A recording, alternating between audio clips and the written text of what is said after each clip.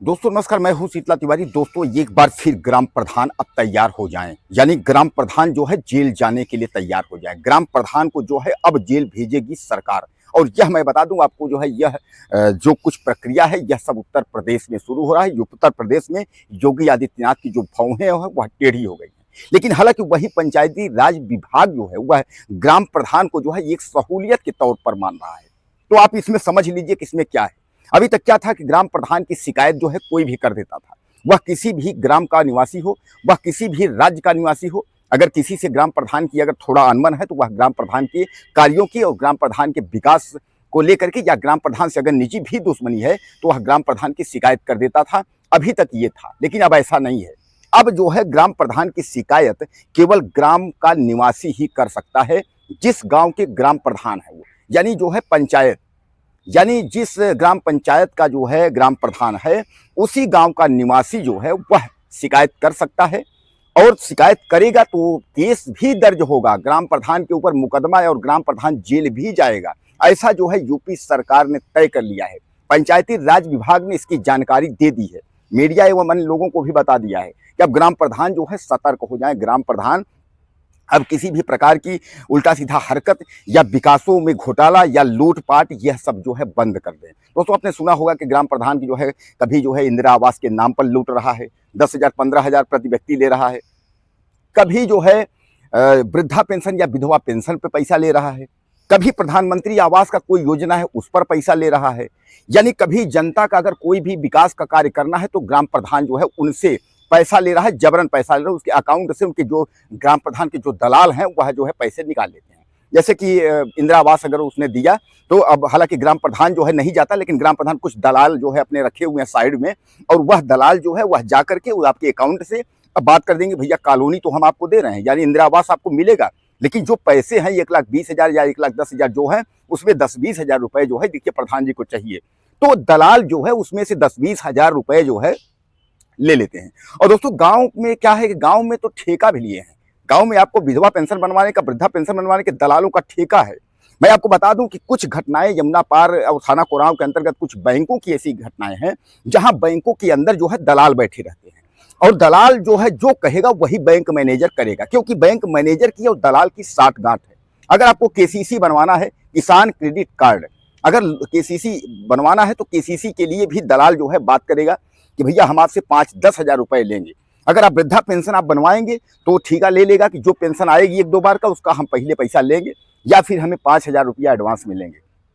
दोस्तों इतना ही नहीं है, शर्म की बात है कि अगर किसी की मृत्यु हो गई और उसमें जो आपातकाल के लिए जो अंतिम संस्कार के लिए जो पैसे दिए जाते हैं सरकार द्वारा, उसमें भी दलालों का जो है कमीशन रहता है कि इतना पैसा जो है हम ले लेंगे। शर्म है ऐसे जो है। अब सोचिए कि इन दलालों के बच्चे क्या करेंगे।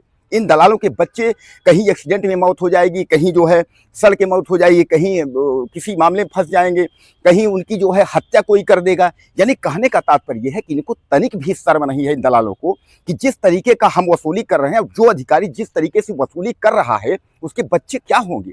कभी आप देख लीजिए, जो हराम का पैसा जो गरीब मजदूर और इनका पैसा जो खा रहा है, आपको क्या लगता है कि उसके बच्चे जो है डीएम कमिश्नर या अधिकारी होंगे।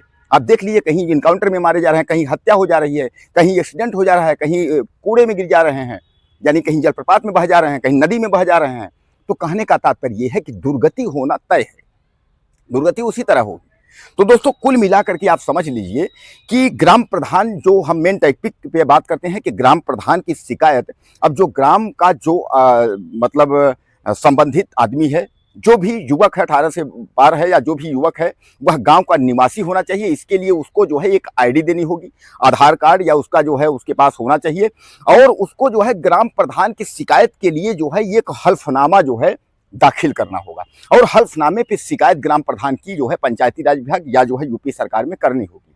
उसके बाद अगर ग्राम प्रधान की जांच होगी, ग्राम प्रधान अगर उस कार्य में लिप्त अगर पाया जाता है तो उस ग्राम प्रधान के ऊपर मुकदमा करके उसको जेल भेजा जाएगा। लेकिन ध्यान रहे कि अगर आपने जो शिकायत की है यह मनगढ़ंत शिकायत है, या किसी भी प्रकार की आपने जो है ग्राम प्रधान के टेंशन में या ग्राम प्रधान की एलर्जी में अगर आपने ऐसा किया है, तो फिर आप ये भी समझ लीजिए कि आप भी जेल जाने के लिए तैयार रहिए। यानी यूपी सरकार ने जहां एक और इस नियम को जो है लगाया है, वहीं आपको भी सतर्क रहना होगा। कि अगर किसी ग्राम प्रधान को अगर उसके ऊपर आप कार्यवाही कर रहे हैं तो आप यह समझ लें कि जिस विषय पर आप कार्यवाही कर रहे हैं, जिस विषय की आप शिकायत कर रहे हैं, उसका पुख्ता सबूत आपके पास होना चाहिए और यह कन्फर्म होना चाहिए कि ग्राम प्रधान ने ऐसा किया है, ग्राम प्रधान ने कॉलोनी में पैसा लिया है, ग्राम प्रधान ने विधवा पेंशन लिया है। ऐसे आपके पास अगर डॉक्यूमेंट्स हैं तो आप मीडिया को भी, हम लोगों को भी सबमिट कर सकते हैं और मीडिया को सबमिट के बाद आप कंप्लेन कर सकते हैं। आपके ऊपर कोई भी बौछार नहीं होगी, चाहे ग्राम प्रधान जितना भी बड़ा दबंग हो।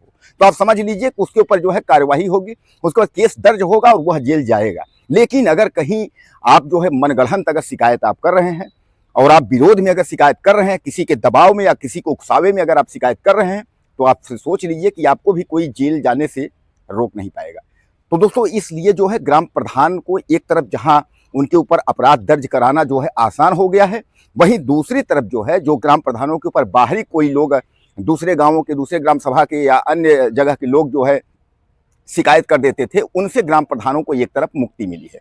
तो हालांकि ग्राम प्रधान के जो पंचायती राज विभाग है उसने यह कहा है कि इसके लिए जो है ग्राम प्रधानों को सहूलियत मिली है, क्योंकि ज़्यादा शिकायतें जो है ग्राम पंचायत और जो है ग्राम सभा के बाहर की आती हैं। इसलिए जो है अब ग्राम प्रधान की शिकायत जो है गाँव के लोग ही करेंगे। तो ये आप ध्यान रखिएगा कि आप जो है, आपके पास गाँव का जो आधार कार्ड या वोटर ID, एक गाँव का मतलब सबूत होना चाहिए कि आप ग्राम निवासी हैं, पहली चीज। और दूसरी बात यह है कि आप जब भी शिकायत करें तो आप हल्फनामे पर जो है, आपको एक हल्फनामा दे होगा, शपथ पत्र जिसको बोलते हैं, तो आप उस पर जो है शिकायत करनी होगी कि भाई मैं जो बोल रहा हूँ, जो शिकायत दे रहा हूँ, इसकी मेरी गारंटी है। तो दोस्तों, कुल मिलाकर के ग्राम प्रधान के बारे में आप कोई अगर कुछ कहना चाहते हो, अगर आपकी जो है कोई राय हो, तो मुझे आप ज़्यादा से ज़्यादा मैसेज करें और चैनल को सब्सक्राइब करें। अगली वीडियो में फिर मिलते हैं।